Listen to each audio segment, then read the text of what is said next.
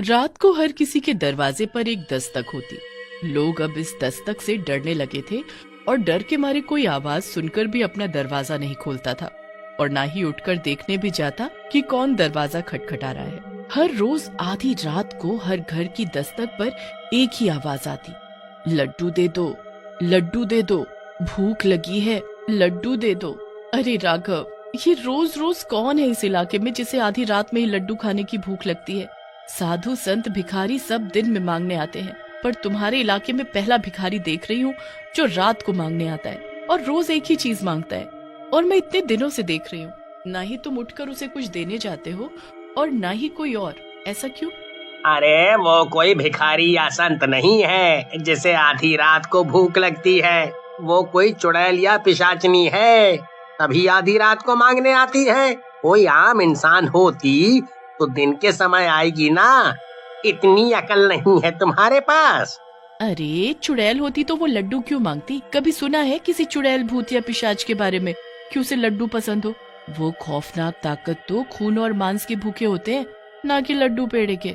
इन दोनों की ऐसी ही बहस चलती रही। बात ये थी कि राघव इस मोहल्ले में सालों से रह रहा था, पर सोनी की शादी राघव से कुछ ही दिनों पहले हुई थी और वो इस मोहल्ले में नई थी, तो उसे पता नहीं था कि यहाँ चुड़ैल का रात को लड्डू मांगना आम बात थी लोगों के लिए। पर डर के मारे सब लोग सिर्फ सुनते ही थे। किसी ने उठकर कभी देखने की हिम्मत नहीं की कि लड्डू मांगने वाली चुड़ैल देखने में कैसी है। फिर अगली रात, लड्डू दे दो, भूख लगी है, लड्डू दे दो। कोई जवाब न मिलने पर वो एक दरवाजे से दूसरे दरवाजे गई और फिर से वही दोहराने लगी, लड्डू दे दो, भूख लगी है, लड्डू दे दो। फिर एक एक करके वो सारे घरों के दरवाजों पर जाती है और एक ही चीज दोहराती। हर रात वो बिना लड्डू के ही वापस आ जाती, पर फिर भी पता नहीं क्यों उसने ये नियम बनाया हुआ था। एक दिन सोनी सोचती है, क्यों ना आज मैं सोने से पहले लड्डू दरवाजे पर रख दूं। बेचारी कोई हर रात लड्डू मांगती है, पर कोई उसे देता नहीं है। क्या पता लड्डू खाकर वो मांगना बंद कर दे। पर राघव को बोलूंगी तो वो नहीं मानेंगे। किसी बहाने से बोलती हूँ।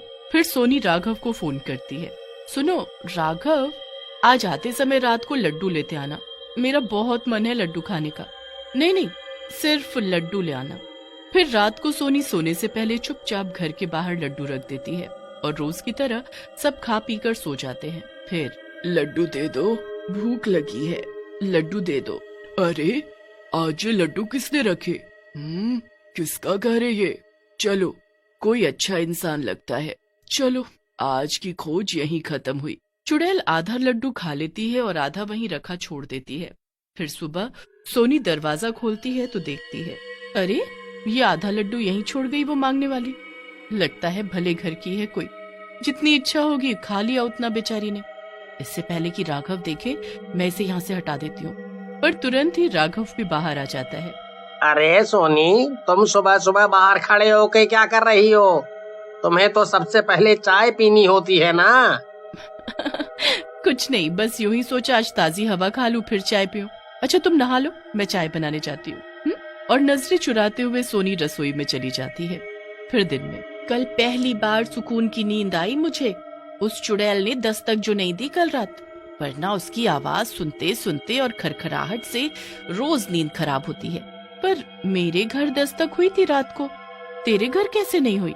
हो सकता है उसे मनचाही चीज मिल गई हो या फिर उसका मन बदल गया हो, इसलिए बीच से ही चली गई। जो भी है, सुकून भरी रात निकली कल की। सोनी फिर रात को एक लड्डू दरवाजे पर रख कर सो जाती है और रात को चुड़ैल रोज की तरह आती है, पर लड्डू दिखते ही आधा खाकर आधा वहीं रख कर चली जाती है और वो आधा लड्डू सोनी खा जाती है सुबह राघव की डांट से बचने के लिए। अरे आजकल लड्डू वाली चुड़ैल नहीं आ रही, क्या चक्कर है? कहीं मरवर तो नहीं गई? तभी रेखू भागे भागे आती है। अरे बहनों, तुमने सुना दूसरे मोहल्ले में भी आजकल लड्डू मांगने वाली चुड़ैल का खौफ चल रहा है। अच्छा, तभी आजकल यहाँ सुकून की रात बीत रही है। तुम लोगों ने तो इस बेचारी का मजाक बना लिया है।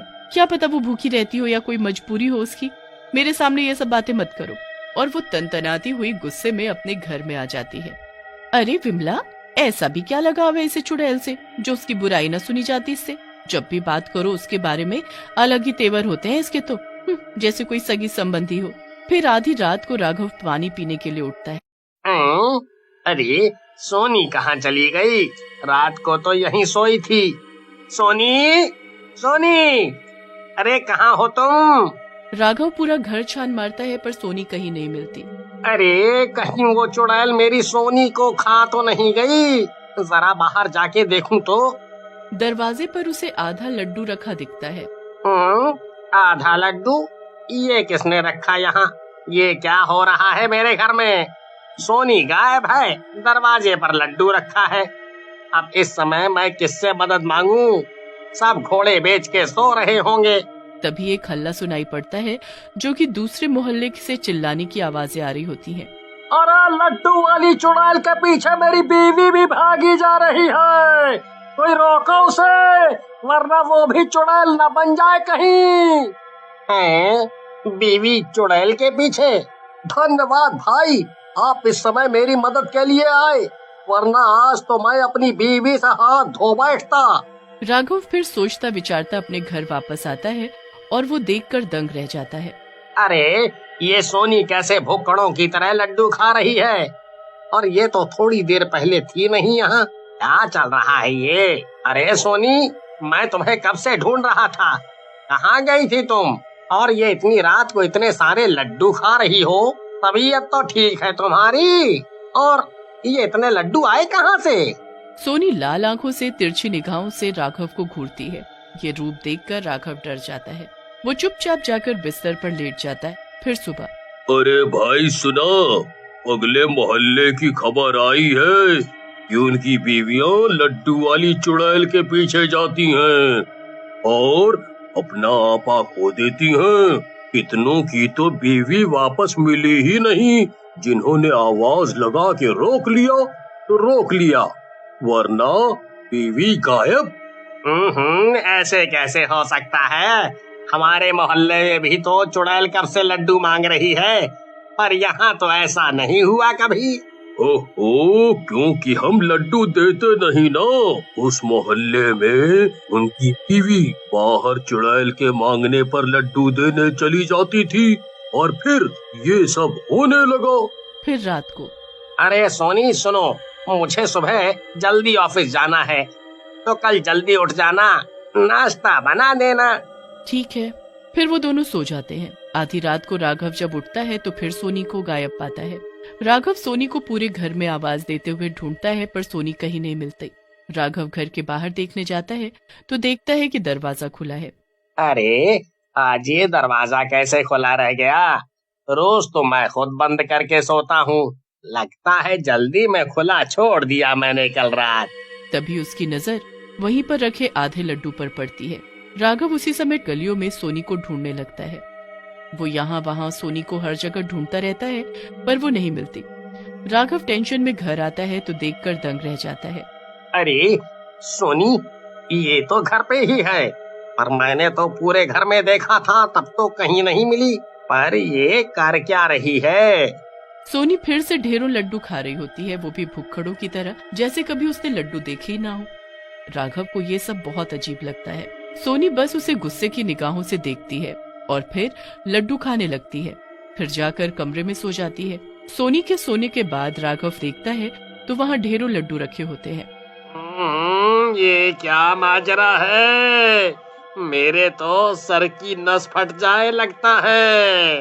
रात को सोनी का व्यवहार कितना अजीब हो जाता है और सुबह ठीक रहती है, पर हुआ क्या है इसे? पता करना पड़ेगा कैसे भी। अगली रात राघव सोता नहीं है और जैसे ही सोनी उठकर बाहर जाने लगती है, राघव भी चुपचाप उसकी जासूसी करने लगता है। वो देखता है कि सोनी ने एक लड्डू बाहर रखा जिसे चुड़ैल ने आधा खाया और आधा सोनी को खाने को दिया। फिर वो चुड़ैल के पीछे पीछे जाने लगी। पीछा करने पर उसने पाया कि सोनी भी एक चुड़ैल के रूप में बदल गई और दूसरे मोहल्ले में लड्डू मांगने वाली कोई और नहीं, सोनी चुड़ैल ही है। वो देखता है कि सोनी चुड़ैल घर घर लड्डू मांग रही है और जो भी लड्डू देने आती हैं औरतें उनको आधा लड्डू खिलाकर वश में कर ले रही है और एक सुनसान जगह पर जाकर वो उन औरतों को लड्डू में बदल देती है। चुड़ैल उन औरतों से बने लड्डू को एक थैले में भर कर रखती जा रही थी और फिर सोनी अपने इंसानी रूप में आके घर वापस आने लगती है। राघव जल्दी से घर आकर बेड पर आंखें बंद करके लेट जाता है। आज उसने सच का पता तो लगा लिया था, पर सच इतना भयानक था कि उसकी नींद ही उड़ गई थी।